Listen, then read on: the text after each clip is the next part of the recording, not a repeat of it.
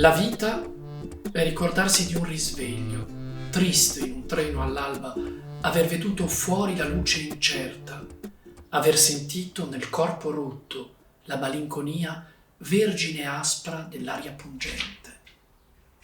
Ma ricordarsi la liberazione improvvisa e più dolce, a me vicino un marinaio giovane, l'azzurro e il bianco della sua divisa e fuori un mare tutto fresco di colore. La vie, c'est le souvenir d'un réveil triste, dans un train à l'aube, avoir vu dehors la lumière qui tremble, avoir entendu dans le corps brisé la mélancolie, vierge et âpre d'un air qui pique. Mais le souvenir de la libération soudaine est encore plus doux. À mes côtés, un jeune marin, le bleu, le blanc de son uniforme, et enfin, dehors, une mer toute fraîche de couleurs.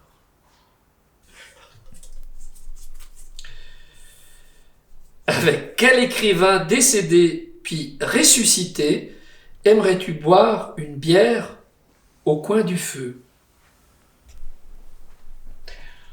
Je pense avec Monique Lédrach, qui est une écrivaine de Neuchâtel, que j'ai bien connue, qui était une très grande amie. Donc, déjà, on discutait beaucoup de littérature, elle m'a beaucoup aidé à comprendre comment s'y prendre pour écrire. Et j'aimerais bien la revoir, comme tous les amis disparus, et donc j'aimerais boire un verre avec elle.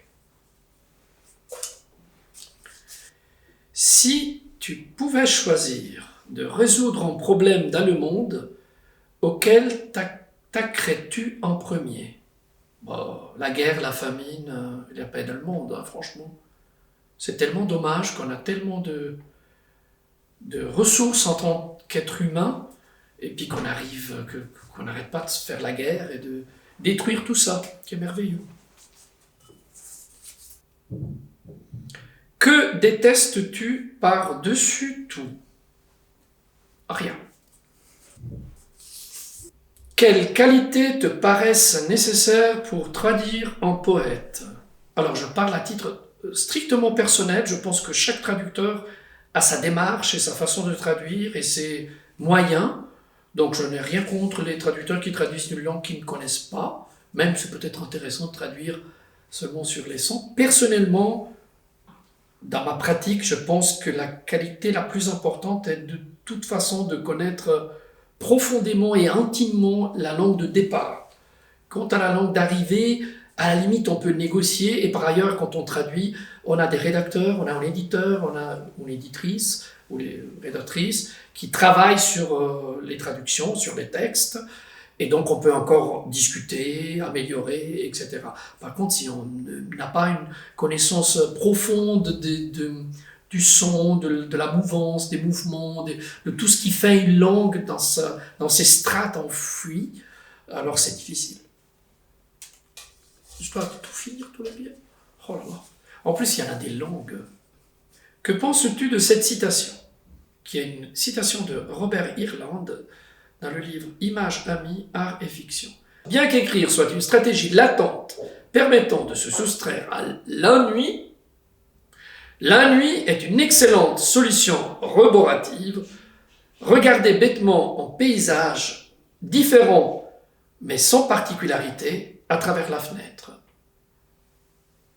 Oui, tout à fait. C'est la fameuse phrase attribuée à Léonard de Vinci.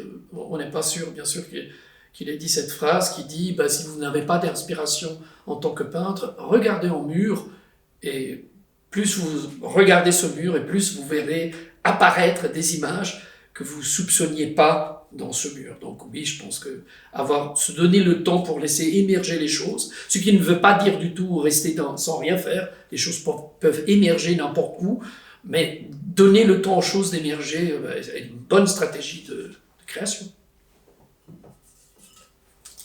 Voilà, il est tout petit celui-là. Que pensez-vous de cette citation? La poésie est contagieuse. Paul Éluard. Je ne pense pas. Je ne vois pas comment elle serait contagieuse. En plus, à cette période de contamination, de Covid, Oh, non, je voudrais pas qu'elle soit contagieuse, je préfère qu'elle soit amoureuse, qu'elle soit plein d'autres choses, la poésie. Dans quel contexte avez-vous écrit votre premier poème?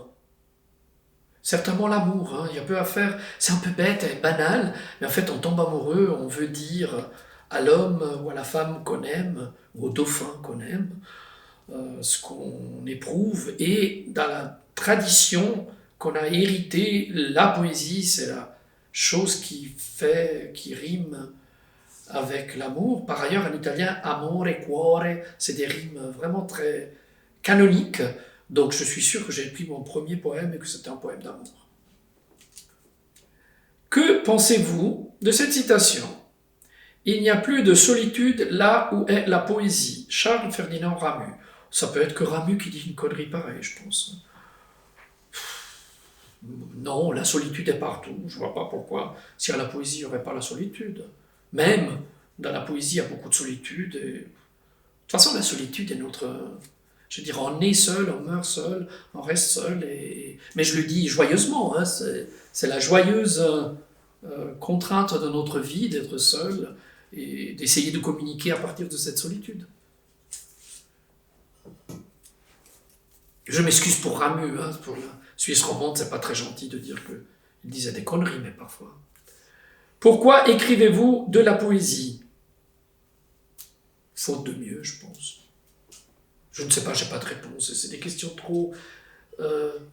D'ailleurs, la poésie, c'est très bizarre comme définition, au-delà du fait historique de la poésie. Quel est votre poète ou votre poème favori?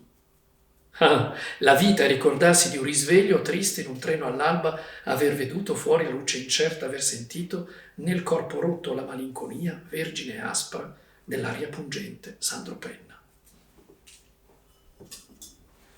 Je connais plein de poèmes par cœur. Je viens d'une génération qui apprenait encore à l'école les poèmes par cœur, j'en sais à la louche, quoi. À quoi sert la poésie? Justement à rien. Comment construit-on un poème? Là aussi, je ne peux parler que de mon expérience personnelle, parce que chacun fait comme il peut, chacun fait comme il peut, comme il veut. Dans mon cas, on ne construit pas un poème, on écrit un poème, puis peut-être il y a... déjà, il y a un effet de construction qu'il y a des habitudes poétiques, des lectures poétiques qu'on a, et puis après on y travaille. Et puis voilà, il y a du travail aussi, même si c'est la poésie.